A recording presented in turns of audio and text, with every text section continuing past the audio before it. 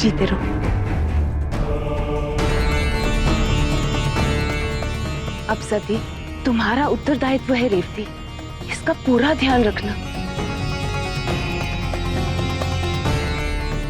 इसका नंदाव्रत खंडित हुआ है, कभी भी कोई भी अनहोनी हो सकती है। जी माता।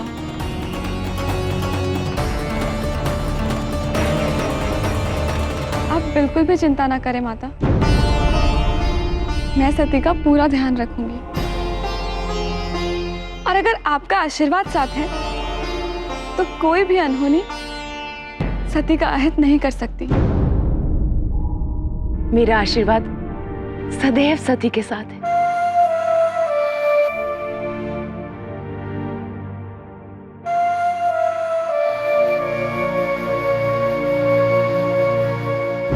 हे महादेव, रक्षा करें।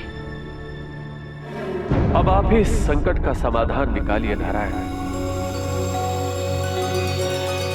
मैं पुत्र के हठ के सम्मुख विवश हो गया।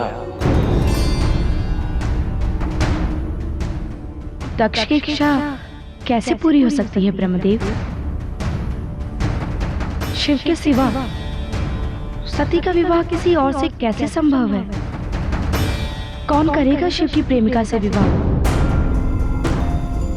मैंने दक्ष को बहुत समझाया, परंतु वो समझने को तैयार ही नहीं है देवी। शिव और सती का विवाह शीघ्र हो, इसके लिए किसी को तो सती से विवाह के लिए तैयार होना ही होगा ब्रह्मदेव। अर्थात आप कोई लीला रचने वाले हैं स्वामी? अपने स्वभाव के विपरीत कोई कैसे जा सकता है देवी?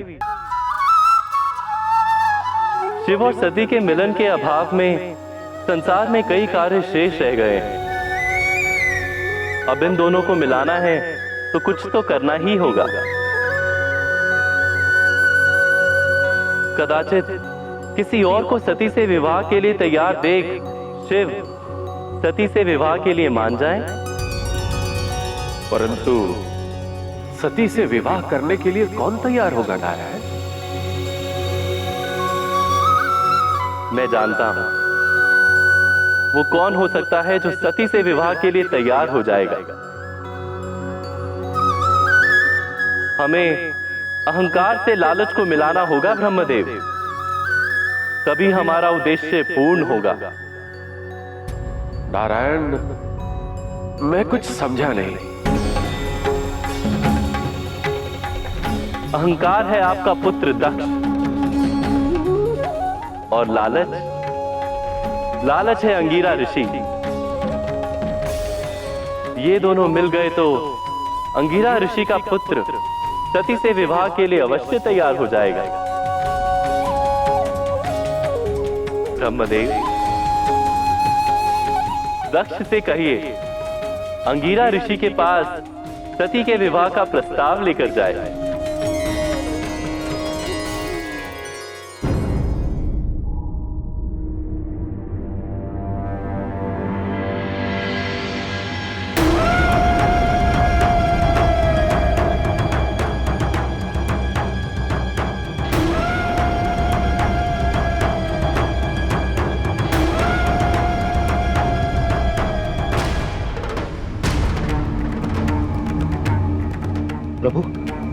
प्रभु, मृत्यु सती के निकट पहुंच रही है। कुछ कीजिए, कंटक सती के प्राण ले लेगा। असंभव है देवर्षि। मेरे महादेव के होते हुए माता सती का कोई अहित करे, यह संभव है?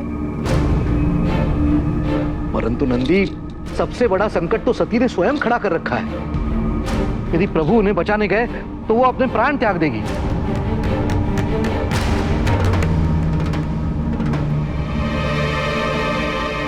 वो जा भी नहीं सकते। क्या करेंगे प्रभु? सबसे बड़ा संकट है ये, क्या करेंगे आप? निर्धन ऋषि की कुटिया में प्रजापति दक्ष और सप्त ऋषि भृगु का स्वागत है। कहिए कैसे आना हुआ?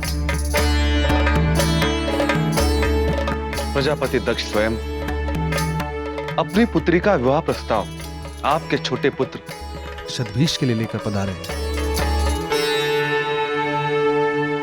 आपकी तो एक ही पुत्री कुंवारी है ना, सती नाम है उसका, परंतु वो तो शिव की प्रेमिका है।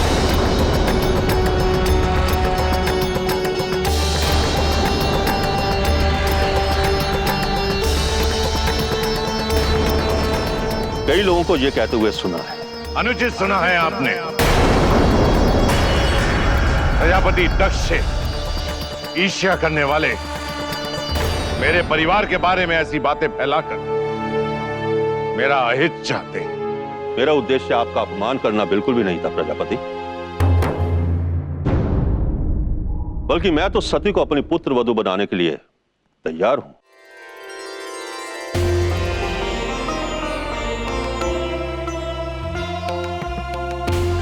परंतु मेरी एक शर्त है।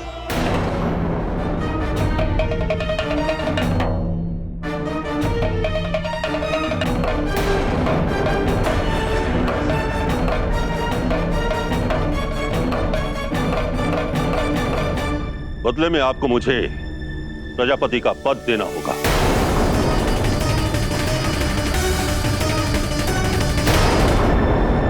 महर्षि अंगिरा, ये आप क्या कह रहे हैं?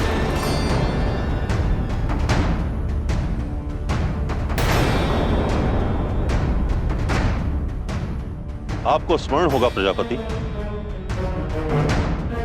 प्रजापति पद के इस चयन में मैं आपसे बहुत आगे था।